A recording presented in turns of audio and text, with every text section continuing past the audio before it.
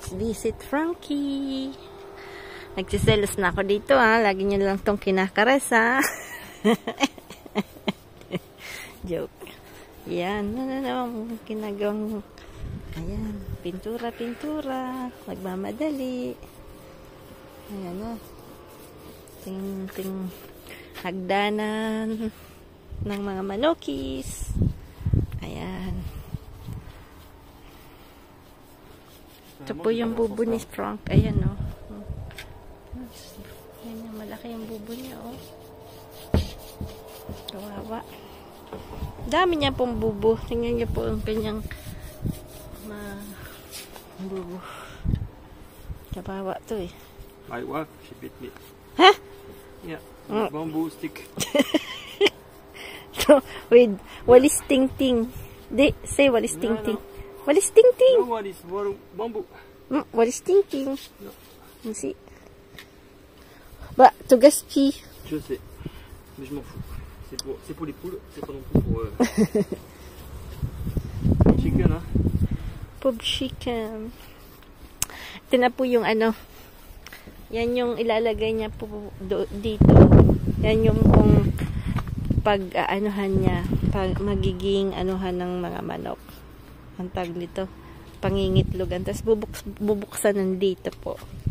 Ayan. Ganyan po yung mangyayari. Tapos ito po yung ayan na po yung ano.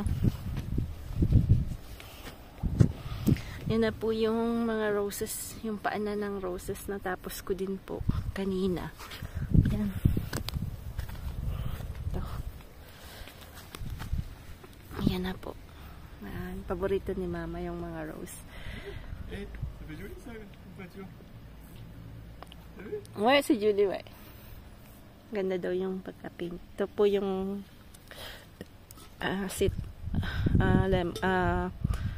citron lemon po.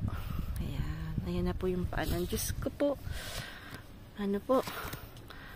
Puro tabak ginamit ko dito dahil may mga bashes na ang titigas po na in between. Ayan. May pisita pala dito. Ay, Diyos ko. Ayan. Nagpapainit. Baka ma-istorbo natin. Ang ganda po kasi yung roses niya. May iba-ibang kulay. So, gusto ko po sana bumili ng white. Ayan. Mahangin-hangin na po. Medyo mahangin-hangin. Ayan po. So, mamaya po pupunta kami kay George para tingnan po yung ano, yung mga ipopost na po nila sa marketplace yung ibebenta nilang mga bagay-bagay. Nakakuha po sila ng mga old things na Canon, ganon-ganon. So, tingnan natin kung maibebenta nila. Tapos dito naman sa garden, ayan, malaki-laki na ang ating mustasa. Ayun. Tapos yun po yung white drapes na yun yung binigay sa akin. Mga old white drapes. Yan. Yun pa yung vintage. Ayan na. Nainit po today. Pero ano na po, autumn na po. So, malapit na pong magtaglamig. Yung swimming pool siguro 1 week. Siguro mga 2 weeks pa din naman pong may enjoy. Kaya lang si Sam hindi naman masyadong lumalangoy. Hindi na siya mahilig maglangoy. Dati, ang hilig-hilig. Siguro nalulungkot din siyang wala yung kapatid. Ayun. Ganyan talaga pag adolescent. 17 years old na si Sam. So, medyo may talagang pagka may yung age na yan, medyo hindi naman sa mahirap. Medyo, si Sam kasi medyo loner. So, hindi gaya ni Osh na ikit-ikit. Ikit-ikit. Ayun. Pati siyang ikit-ikit. Are you good? Yeah. So, did you find the pearl in Asia? What? Did you find the pearl in Asia? Yeah. Where is it? In front of me. Mangilito mambula. Huh? Did you find the gold? Or No. just silver? I found the best man in the world. Oh. The best man, the best lover in the world. Hindi niya narinig yung lover. Ay, guys. Ay, sige na nga po. Habang buhay na lang po. Magandang buhay po. Joke lang po yan for the day. Para tumawa naman po kayo. Tingnan natin. May hinahanap si Frank. Ayan. Lapit na. Konting kembot na lang. Ayan na. Ayan na yung box ng ng chicken. Diyan po sila. Tapos ito po, bubuksan dito. Bubuksan. Para kuhanin yung egg. Yan. Yan. Sige, tabil-tabil ba? Kakumag. Tabil sa ng tabil. Paano? Nakawara yung niya. Ay, tilunet lila. Andun po yun. Ayan na yung bukasan na doon. Yung sa itlogan. Yan. Yan. May anuhan. Ano ba tawag doon? So, maano dyan? Wala trubid sa atop. Matugdon. Yun. Tugdunan yan ng manok. Yan. Tugdunan. Isa. So lang ginong tugdunan. Ay. Matipid. Ay. Dalawa. Ano na ba mo susubi? Para sa masusubi. Ayan si Frank. Nailagay niya na. Ayan. Alagay niya na yung atop. Ayan. Ay! Walang itlog. May dalawang bunay. Bunay? Yan. Bunay, itlog. Ha? Di, bunay. Bunay. Ikaw may dalawang bunay. Dalawang bunay. Voilà. Ah. Qu'est-ce que ça pense? C'est bien, t'as bien Après, une planche noire, après il faut en mettre un autre comme ça ici. Ouais. Courir là. Courir là. Proud siya. C'est pas mal quand même. T'as bien travaillé. La récompense, hein? C'est la première, hein? Which one? Which one? Recompense. Sabi ko meron siyang recompense. Ano ba yung recompense? On va dire comme ça, pour tenir.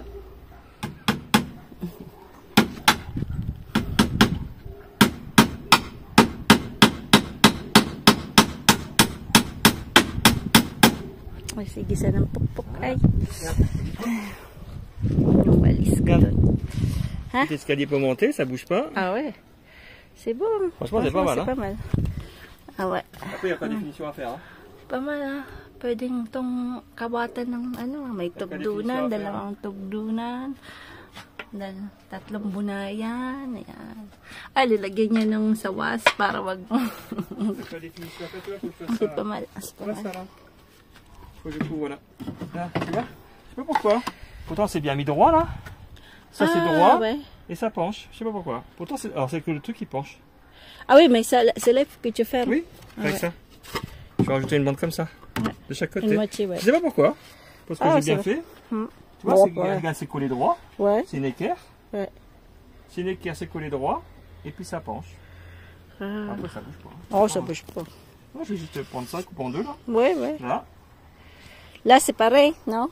Non. Bah, je sais pas s'il faut faire. Si, je peux le faire, mais pas de l'autre côté. Faut que je couvre par l'autre côté comme ça. Ouais, ouais. Un petit grille, non? Non, non. Je vais mettre ça derrière. Ah, d'accord. Qui dépasse. Et comme ça, ça ne pas. Ça va se coller là-dessus. Pas mal, hein? Ouais. C'est bien. Mag-aalas 6 na, wala pa kaming... Après, il faudra mettre des petites, maybe small curtain for the chicken. Cortina. And some light. Cortina some daw. Wi-Fi. Wi-Fi. Wala nga tayong... tawag dito. Oh, I'm tired, ouais. What did you say? I'm tired. Tired na daw siya. Okay, I go back home.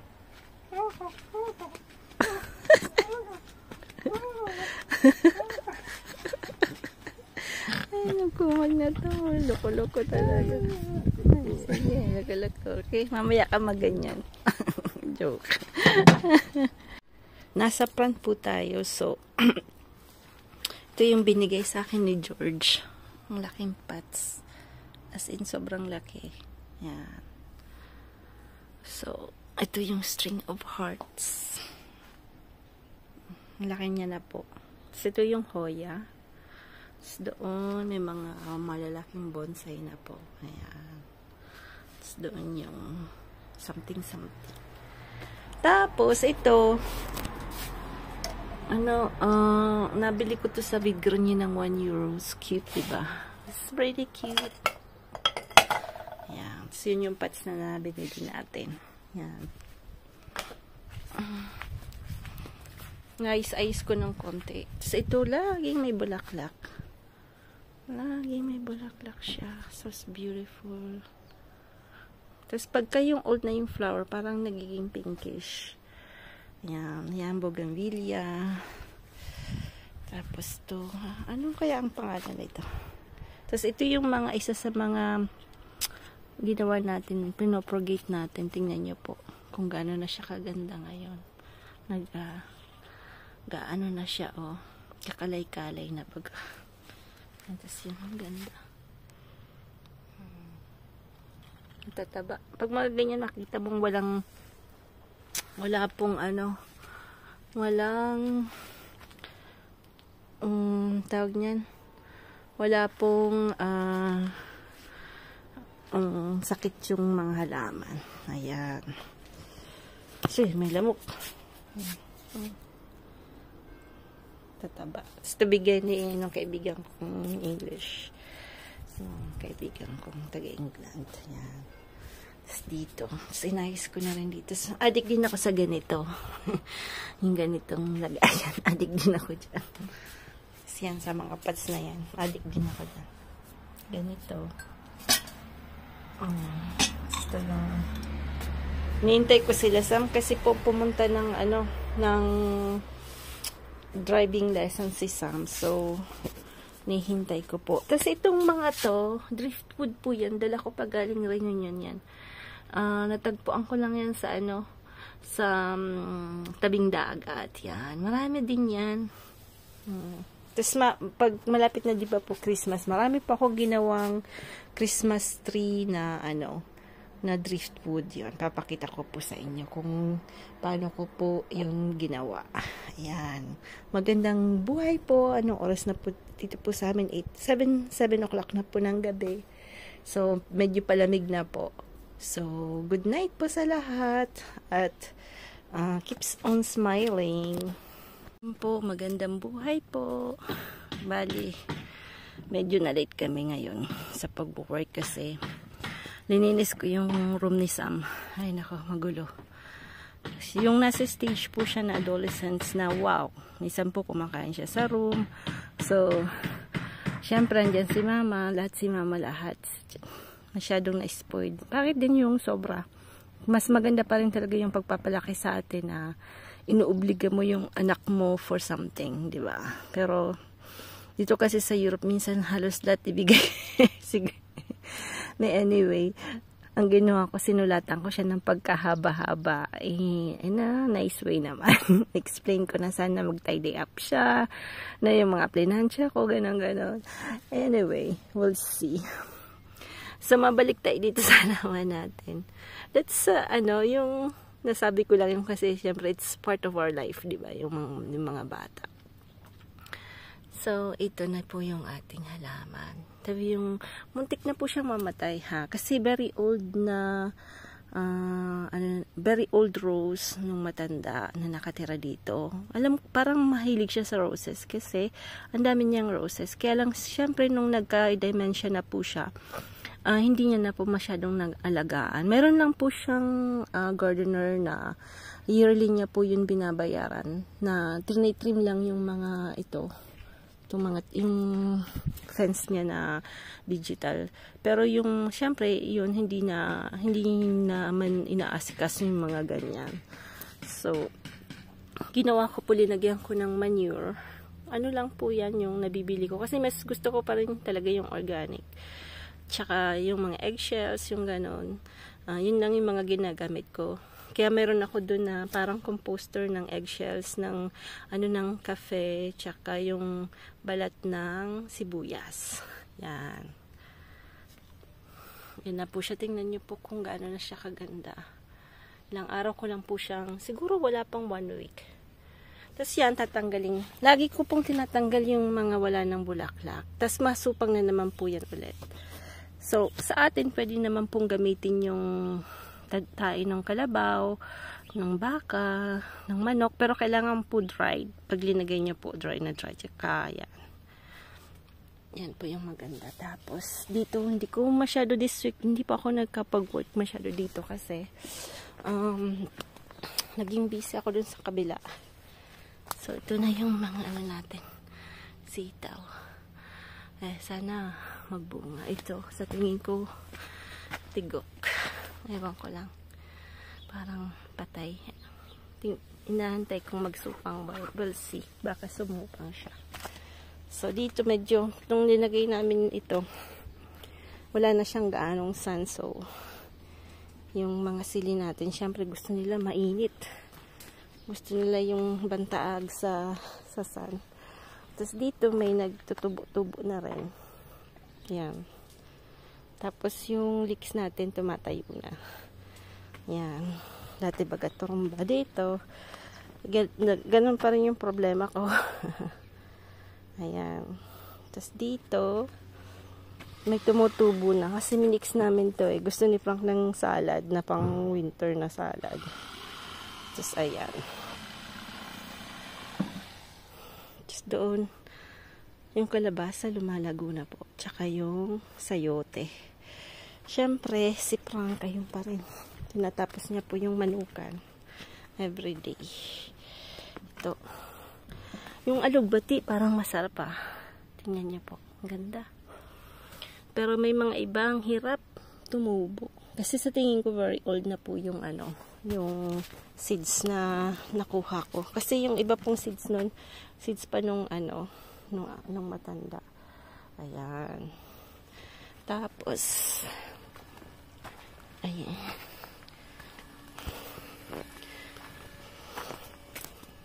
Ito si Frank. Si Guaping. Uy! Bungog na yata. Tapos, ayan yung roses. May mga bagong supang. Bagong supang siya. Ganda po. Ganun din, lagyan ko din po yan ng manure. Tapos yun. Swimming pool natin, blue pa din. Mamaya, swimming tayo ulit. Tapos ito yung ano ni Frank to eh. Gusto niya naman yung tinatalpik yung pet niya. Yan, bukas-bukas. Yan. Yan. Ano? Kaya? Kaya? Tapos dito inayos ko doon. Yan. Nais ko dito. Ito yung mga bonsai kong di nabibenta, anak ng pating. Ganda kasi pag winter kailangan ko itong ipasok kung sanang magbenta na maibenta. Di ba ang gaganda po?